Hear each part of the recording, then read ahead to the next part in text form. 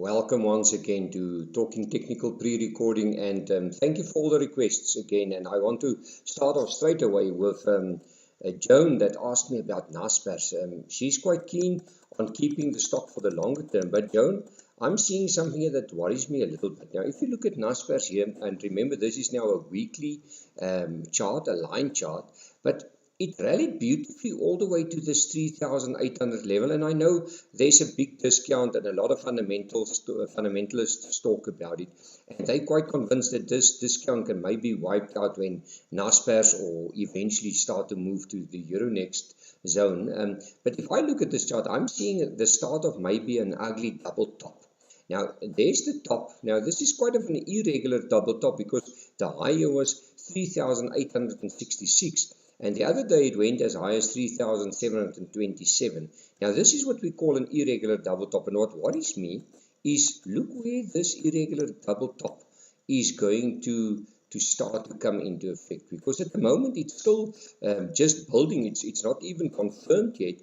And we did see a pullback from let's say 3,700 Rand all the way down to 3,300 Rand.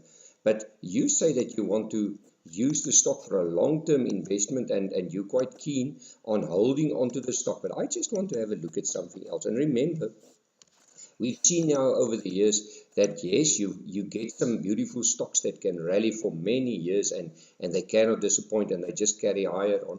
But remember, Naspers is also part of that tech sector. And although we're all positive about it and the Apples and the Alphabets of the world are still doing well, this double top worries me. And there's the 40-week moving average. So if you say that you want to hold on for the stock for the long term, I am quite happy to say yes. While it is above this 40-week moving average, the momentum to the top is still in place. The only thing that worries me is this is a scenario that can maybe turn out to be very ugly for investors. But of course, where will I change my tune? The moment the stock starts to move above that top. And that top sits at 3,883 Rand and 49 cents. If that can be on a weekly close turned into a support, I believe that Naspers can actually surprise you and go even higher from here. And if you say that you want to buy it now in for the longer term and you've got some stocks already, I will say a good place to maybe buy is close to this 40-week moving average, because then you know at least every time that it gets there, it usually gives you a bounce. But the only thing that worries me is this double top. What also worries me, that Naspers, with all these good news of maybe moving over to another index and even Tencent turning the one good result after the other result, it cannot make a new high in South Africa. And that is a little bit of a concern to me. Well, Peter came out and he said, listen, Frans, can you maybe look at Redefine International? Now, he also is looking at the stock for a long-term investment. And let's just have a look how it looks like, Peter. Remember, there's that big gap when they consolidated the shares many years ago. Well, let's just have a look here. I just want to take that line out there. Well, it also, there you are. There's the double top. Same thing here. There was a double top, and it has been confirmed, and it almost played out. Let's have a look here. And why do I say it almost played out? That's the way down, and there's the other one. Look at that. There was the double top scenario in Redefine International. And Peter say, listen, I want to buy it back. I think, Peter, if you want to buy it back, we're probably close to getting to the low. That's around 22 Rand 17. That may be the place to buy it, because then this double top scenario played out in full. And I will say that if I want to be positive again on this chart, it needs to get above this 28 Rand 45 level. If it gets above that, I think that this double top scenario has played out and we can maybe see a bounce from here. But let's maybe just go a little bit further, because I just want to see how it looks like on a daily chart. Let's have a look. Well, there's a gap. And that's maybe why he's keen on buying the stock, because there's the double top scenario that I showed on the weekly chart. Now, this is a daily chart, of course, a candlestick chart. And I think maybe he's aiming for this gap at the top.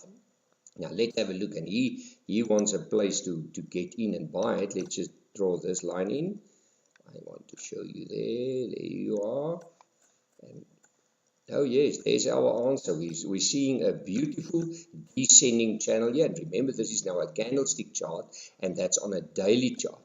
Now this candlestick chart will show you a technical buy above 23 Rand 62. Now if it breaks above that, we can easily see a beautiful move all the way back to, oh yeah, there's your level, to about 24 Rand 60. And your stop loss will be 22 Rand 56. But what I like about is this gap. And remember, Redefine International is also a good Rand hedge. And if we've got time, we'll probably look at the Rand a little bit later in the show. Now that gap's open up at 25 Rand 50, and it closes at 28 Rand and 80 cents. Well, Peter, this is maybe one to look at. If you do buy it, just use the stop loss, and then you know that you protect your money. There's another stock that I would like to show, and that's into properties. And somebody asked me during the week, I think it was Ishmael, that phoned me and said, listen, Frans, if you've got a little bit of time, can you maybe just discuss it on the show?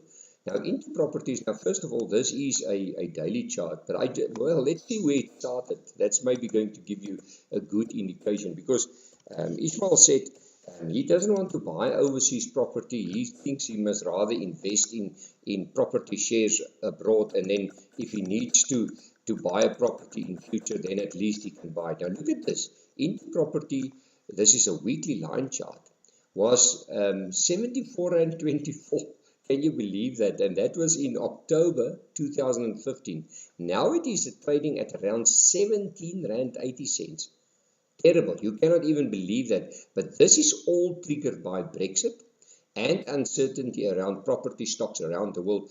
But I think I'm not a fundamental analyst, but I mean at 1780, if it came from 74 Rand, maybe some guys thought it's offering value there. I wonder what they will say if they look at the chart now. So it just shows you how this momentum is to the downside. But let's have a look at the daily chart. Now, if you want to buy the stock, first of all, if you're more of a shorter term investor, look at these lower shadows. That gives me a beautiful clue that there is some buyers around these lower levels at around these 17 Rand 20 level. And I just want to use again just a resistance line so that I can just see where it will turn around. First of all, I see a falling wedge. Now, a falling wedge for me usually is a formation that can break to the upside. But, of course, it will only break to the upside above that line. There you are, 18 Rand 15 cents. And if this falling wedge play out to the top, it can easily take it back to, there you are, there's the level, 19 Rand and 28 cents. But I just want to see if there's not a little bit of volume already in the stock. Let's have a look here. Volume. Oops, sorry for that, guys. Let's just take that out. Just want to see if there's not a little bit of volume there, because that will give me a clue that there's maybe some other buyers that is keen on buying the stock at these lower levels. Not really. Okay, the volume is there, but I want a spike like this. So, Ishmael, if you do want to buy above that level of 18.15, make use of a stop loss of 16 Rand 86. Quite a big stop loss, but I think maybe if you say that you want to buy for the longer term, buy a few and leave it in the cupboard. Maybe it can surprise you in time to come. I want to have a look at the Rand dollar before we run out of time. Now, the Rand dollar is one of those instruments that everybody is looking at, and I'm looking at this inverse head and shoulder, and I know that the elections is finished now and everybody is analyzing it, and this party did this. But what this chart tells me that there's still some investors that worries about the Rand. And look at it. This is a weekly candlestick chart. There's your left shoulder. There's the head. Beautiful. There's the right shoulder, and we're working on this right shoulder now. And look what we are. We are exactly at this 40-week moving average. Now, that is sitting at 1425, and we just there. So the big thing now is, can the rand weaken and get above 14.52, because then this neckline will turn into a support, and that can take the rand, and let's just show you, that can take the rand, there you are, there's your first target, and the second target, I just want to draw that one in, there you are. The first target of the rand, if it gets above that 14.52 level, the neckline, 15 rand and 5 cents, and maybe all the way to 15.55.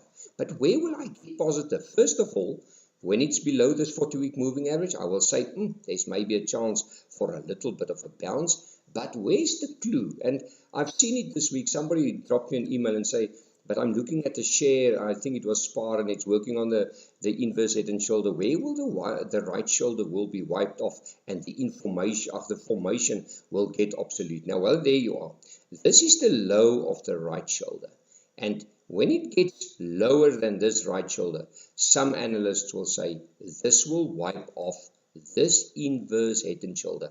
I've seen in the past, sometimes it gets a little bit lower and then it works again. So my first clue for this to tell you that the inverse head and shoulder, it will be wiped off the table, will be below 13 rand and 87 cents.